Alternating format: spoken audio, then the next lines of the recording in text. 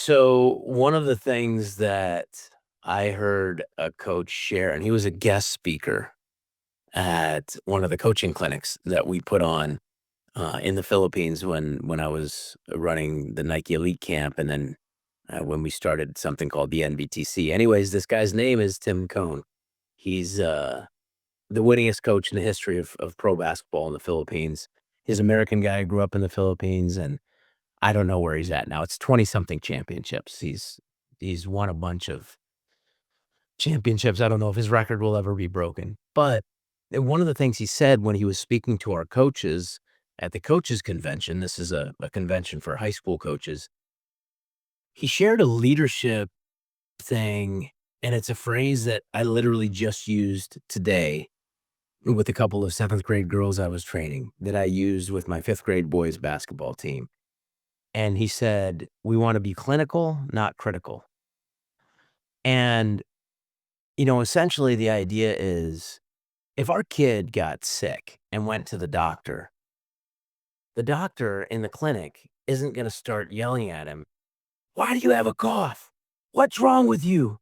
Right? The doctor is going to try to figure out what's going on, the whys, and approach it. And then, okay, so how do we treat it now? You've got a cough. Oh, do you have a runny nose? Yes. Okay. Okay. So that's what's going on. Okay. So here's some ways where we can help you get better.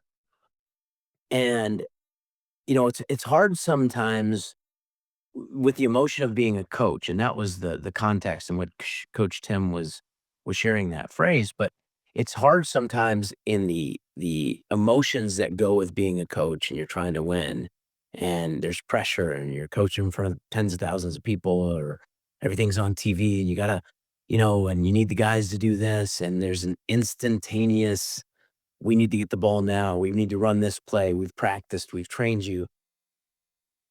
And it's really similar to parenting because you get an intensity of motion. I have told you 100 times, when we do the laundry, you bring it up to your room and you put it away, right?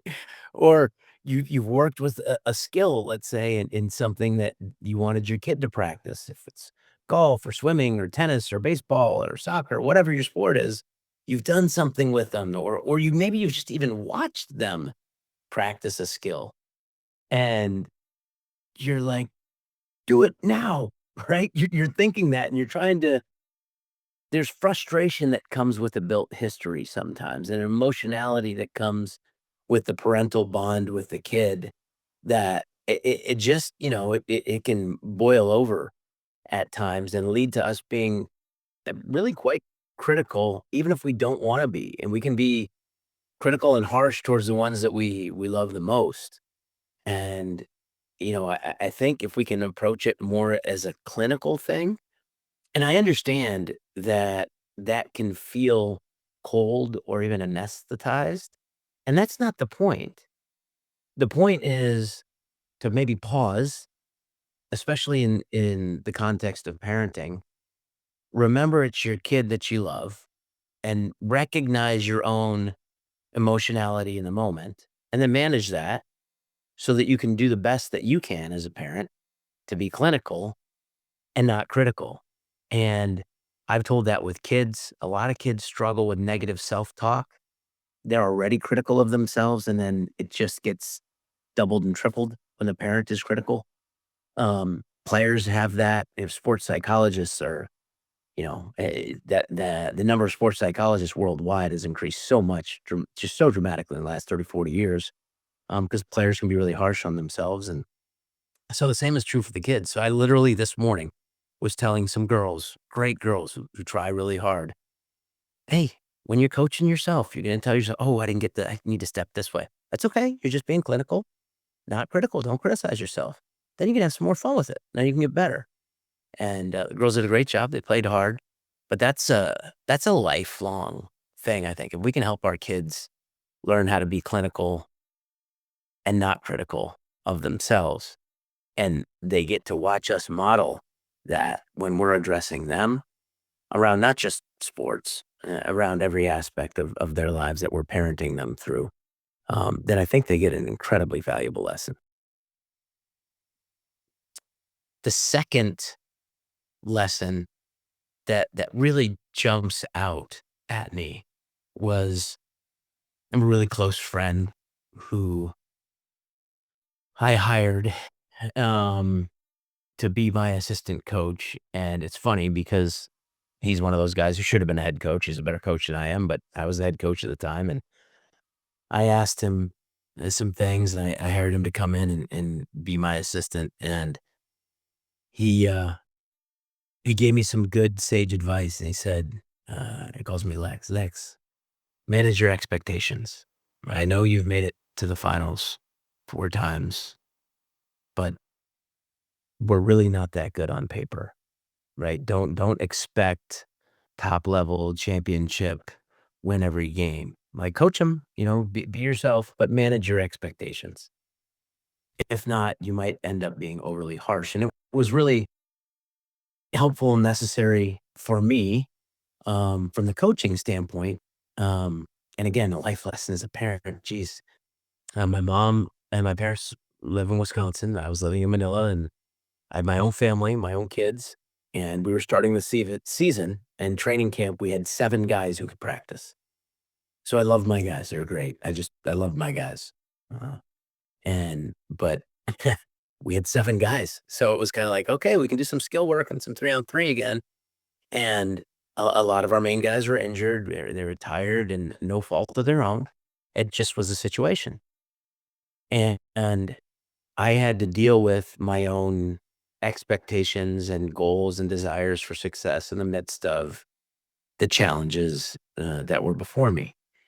And I think that advice from somebody who had been a head coach uh, on a lot of different levels and experienced a lot of success was really helpful, because if not, I might have tried to grit my teeth and squeeze as much water out of a completely dry rock as possible, and really just made things horrible, for everybody. And I think we can do that as parents. Sometimes we talk about parenting. Well, we're people too that have a whole lot of things going on, right? You're working, or maybe you lost a job, or maybe you got a half-time job. Maybe you're doing a double shift. Maybe you're a single parent.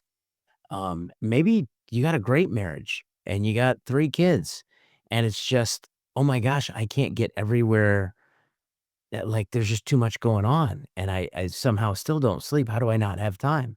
Right? And you can have your cortisol levels up pretty high, and you can be stressed, and you can just want everybody to be excellent and do things right, so you don't have to be stressed. And sometimes it's hard to find that time to pause and to step back and just breathe and go, okay, okay, and just manage your expectations. It was interesting. Just about 3 weeks ago now, we celebrated my parents' 60th wedding anniversary. And on the occasion of their 40th wedding anniversary, I remember talking to my mom and congratulating her, and just in private. I congratulated both of them, but I was talking privately to my mom at one point. I said, "Hey, mom, that's great. At a time where so many people get divorced and get split up, you and dad have made it 40 years, and I don't have a girlfriend yet, but I'm gonna get married and have kids. Give me some advice here. Talk to me. What's something that you'd actually do different that maybe looking back after 40 years it would have been helpful? So help me learn." And she said, "Well, I think we would have taken more perspective breaks. Sometimes life just gets so fast, and you don't know how you got to where you are, and it wasn't part of the plan. And sometimes you're just going with the flow so much, and you're just scrambling to get things done, that you end up somewhere that you maybe didn't want to necessarily be." And so I think we'd take more pauses and perspective breaks. And I've always kept that phrase, perspective breaks. So I think, those can really help. And they kind of tie in and overlap. If you can manage your expectations, and part of that sometimes stop, pause, and just breathe and go, okay, where am I actually at? See if I can detach from the emotion and the stress and the anger, or the whatever of the moment, and go, okay, what do we actually need here? And it's easy for me to say, right, in in a calm climate controlled environment right now. My kids aren't screaming at me. But I do think that that really helps. And those have been some really powerful pieces of advice that have helped me in my life as a parent.